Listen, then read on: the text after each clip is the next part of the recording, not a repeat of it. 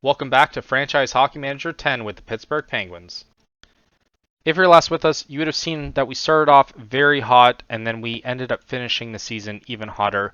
We did originally record the last couple games of the regular season, so from the trade deadline to the end of the season, but unfortunately I only have the audio because it didn't end up recording, so that won't continue. We won't do that obviously in the future, but it did suck that we only recorded the audio with that. But we did finish the season with 62 wins in 124 games, which is very impressive, I would say. We did make several acquisitions throughout the regular season. We will look at our transaction log here.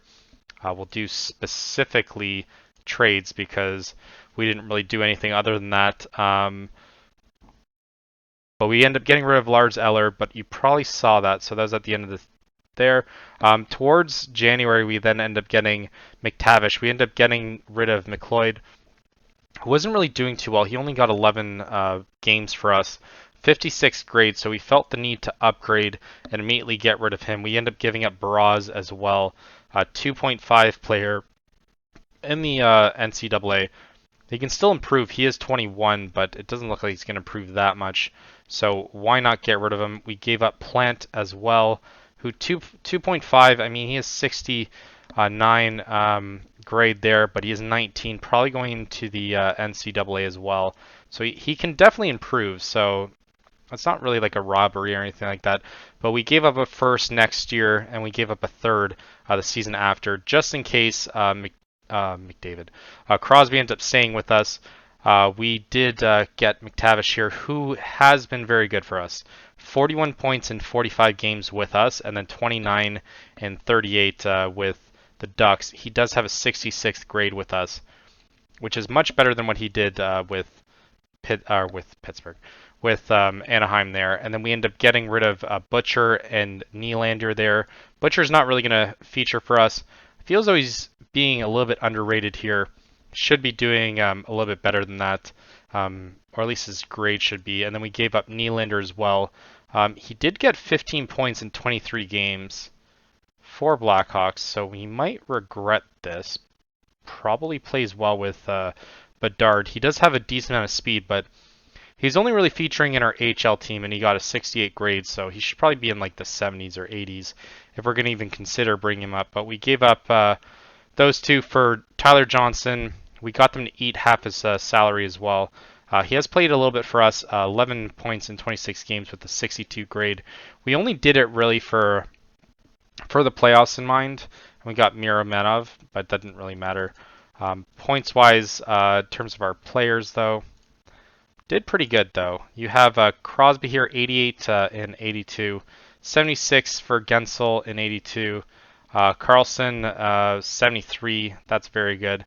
Not as good as last season, but still pretty good. Then you have McTavish with 70 and 83. Rust with 66 and 79. Raquel with 66 and 82. He's kind of sneaky, though. He doesn't really... I don't notice him scoring or getting any points or anything like that, but he somehow ended up getting 66 points without me even noticing. I think he featured a lot on the third line sometimes, though. Oh, no, he's right wing, so it's probably the top two lines. Then you had Letang there with 63. He got injured for a little bit as well, as you could hear us rant in the other episode, but we didn't get to show that. And then you had Malkin with 52 and 67. And then everyone else is relatively healthy there. Goalies, we ended up having... Yari started to kind of slip off a little bit towards the end of the season, but he still finished with 43 wins and 15 losses in just under 60 games, which is very impressive. And then you have Blomqvist that's kind of blossomed into a little bit of a Cinderella story here. 19 wins, 5 losses in 27 games. Both have identical save percentages, and even goals against are very close. Shutout-wise, though, Yari is a little bit more dominant towards that, but he did feature in twice as many games, so you can't really fault him for that. But we're going to take a quick look in terms of award nominees. I don't think that's done that yet, so we'll take a quick look at that. But first, we'll see how well we finished in the regular season. We did finish top spot in the Metropolitan Division and number one in the league for sure. The next closest one was 12 points below, which was Winnipeg Jets. So at least in this, I feel as though since we picked an American team, we're not going to have Canadian teams all of a sudden be dominant. Jets, I mean, they're kind of hit or miss. So they end up featuring pretty highly, and then Flames as well. But Ottawa doing okay. I mean, 43 wins is still pretty good, but not that dominant. And all the way down here, you have the shitty Maple Leafs there with 38 wins. They're a 500 team. They should have fired their coach. I predicted that they should have done that. And then Canadians, 29, 44 losses. So they end up doing even though we tried to rebuild them last series, we still probably did better than them in the regular season. So they did tank harder than us, but so I guess I don't know how we end up doing better than what we should have. I don't know who that is, and who cares? Who cares? So nothing for there. We do have Carlson, who's could get the Norris. Calder, no one. Evangelista doing 44 points. I feel as though Korchinski should have been thought of that, but Bedard also being featured there.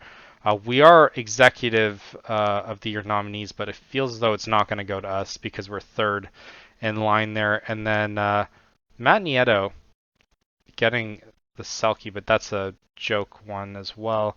Lady Bing for Carlson, interesting. And then Crosby for Mark Messier. Feels though all these are subjective. And then we also are Jack Adams, but we're probably not going to get it. I feel as though we always get slighted in all these things. So even 124 points, I can guarantee you we're not going to win. We are facing Florida though. So let's see if we have anyone injured still. No, everyone's healthy. So we should be able to win this one. We'll go have them set up the organization here. Let's just hope for a victory. We did beat them 3-2, 10-1, and 7-0, so this should be pretty straightforward. 8-5, still conceding 5 though, so that's not good. We have Carter, Rust, Harkin actually showing off, and then we have Carlson and Malkin, and McTavish with 2 at the end for the two game winners there. I didn't really look at who else made the playoffs. I should probably do that next. We do have Vancouver and Winnipeg. Winnipeg's going to win that decisively. You have Colorado and Minnesota. Colorado's going to win that decisively. I feel as though Nashville might get the upset here, and then Calgary's definitely going to win. Again, favoring Canadian teams. We're going to really see that if it's true or not. Buffalo should win handily, and then Boston as well. And then I feel as though New York should win it, but they're probably not going to. It's probably going to be Carolina. We end up losing 3-2, so that's not a good start. Kane getting a goal and Shea getting a goal, so not really anyone worth noting there. But that does kind of suck for us. So we'll play Florida again. Now it's in Florida. We lose 4-1. If we end up getting the sweep, that'll be not the sweep, but if we end up getting knocked out by this kind of team, it's going to be very disappointing. Especially season 1. Lost 3-0. Yeah, we're down 3-1. We can't really lose this. Vegas also up 3-1. Florida beating us 3-1. We really got to do something about this. I don't know how we're doing so crap. It seems so odd. Like, I don't understand how this ends up happening. We should be able to beat them handily. So we really got to dig deep over the next 3 games, it looks like. So we got to win 3 straight. I mean, it's doable. We have done it before, but Florida shouldn't be putting it to us. We're going to see if we can manage to do anything about it, but I feel as though this season might be a wash. Teppo Numinen. No, Keith Kachuk. No, Doug Waite. We'll do Doug Waite. All right, let's just hope for the win here. We lose 3-2. We get knocked out in the first round. Not the season that we wanted to start here. But doesn't look like Crosby's going to end up making it. I don't get it. How does a team like us, so dominant in the regular season, end up getting absolutely shattered in the postseason? Losing to a team like Florida should never happen. It's actually embarrassing. I don't think that's really happened to us that much, and even in the Canadians one, we didn't really lose that bad when we started off pretty hot. But I guess it's a life lesson. We're gonna see who ends up winning this at the end of the season. But yeah, kind of a disappointing season, I would say. But just means that the challenge for next season is definitely going completely all in. New York just demolishing Florida. It feels though we would have won it against any other team too. So it is very disappointing that we end up losing against a team like Florida. Calgary also winning as well. So maybe favoring the Canadian teams is right. Calgary has no business being in the finals here. You have, I mean, Rangers is probably gonna win too. Calgary leading 1-0. Like, come on. New York and then Minnesota's winning here. Even Minnesota winning doesn't seem realistic. 2-2. Still gonna probably be Rangers, I find. Yeah, I don't care about anything that happened this regular season. We'll take a look at who failed us in the playoffs, though. 2-2 series tied. It's going to be Calgary. I'll put money on it. Development report. Everyone sucked. No, I'm kidding. But everyone losing a little bit there. So it's not going to bode well for next season. The next season is going to be a very uphill battle, I feel. So it's going to kind of suck. Buffalo there leading 3-2. Yeah, it feels that Buffalo's winning year one. And then Hall of Fame vote, like that matters. That's another thing that I don't really like. It should be just reserved for the end of the season. Obviously, I'm doing Vincent Danfus, favorite player. Van Beesbrook, I did like him as a goalie. Let's go Sergei Gonchar. And I guess Rob Brigdamore. Yeah, Rob Brigdamore. I would say Patrick Marleau, but he hasn't won anything. Tied 3-3. Buffalo now moving to the finals, so Buffalo's definitely winning this. And yeah, look, shocker. Calgary makes it. 1-0 for Calgary. Or no, sorry, for Buffalo. 2-0. I'm very curious if they somehow win, but they didn't. There's no way they deserve to be in the finals there. But yeah, Buffalo somehow doing it. 3-0. If they get the sweep, that'll be pretty sad. I don't know Bernie Nichols. You should also have the option of not voting in this. Because I don't know who he is. I wouldn't vote for him. Oh, no, they don't get the sweep. It's going to be a reverse sweep. Nope, Buffalo ends up winning year one. Not really realistic because they aren't very good in the regular season or in real life. It's number one win for them though. Dolan getting his first win there. They end up beating Ottawa pretty handily. Then made quick work of Boston as well. Then demolished Rangers, but I think it went to Game 7. And then, yeah, just obliterating Calgary. So we'll take a look at who screwed us over. Feels though it's going to be goaltending.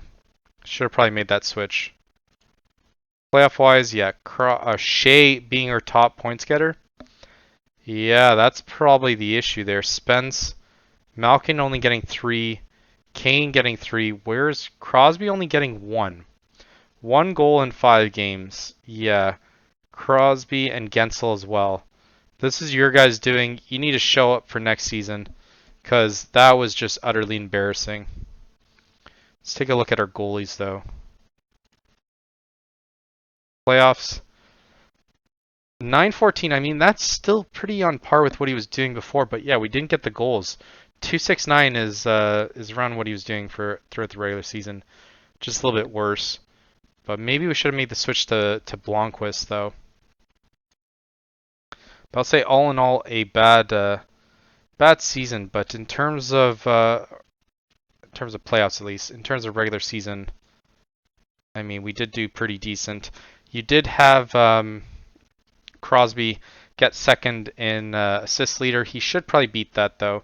He does have around just 30 to go, so he should be able to do that pretty easily. Goals, I don't think he's going to end up doing that. In points, he's around.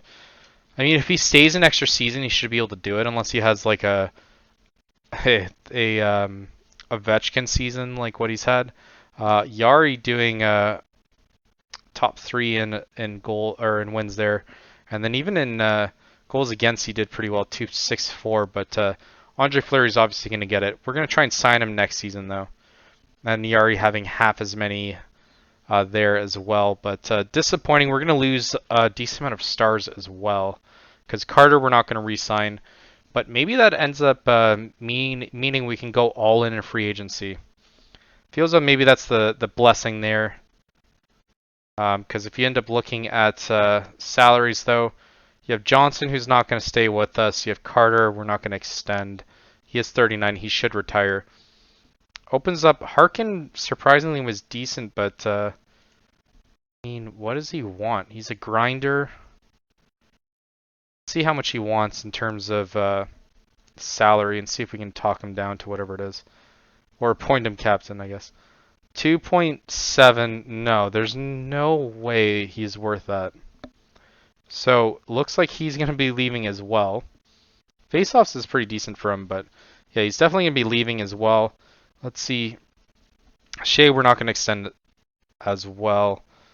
And then I don't think there's anyone really here. Pitlick might have been the only guy, but he only played 38 games for us, so he's not good enough. But I am curious to see how much all these players leaving will affect our salary.